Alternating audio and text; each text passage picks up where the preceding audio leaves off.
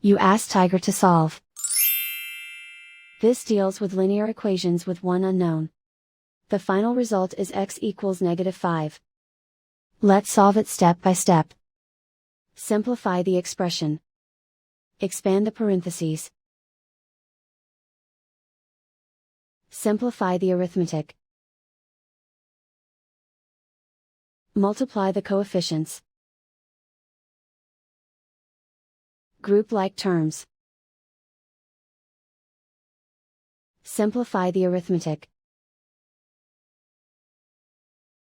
Group all constants on the right side of the equation.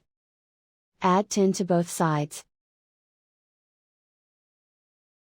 Simplify the arithmetic.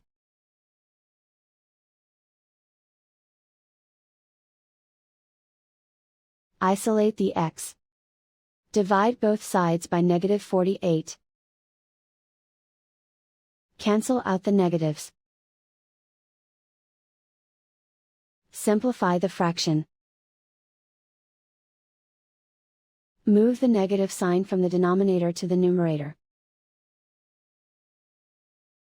Find the greatest common factor of the numerator and denominator.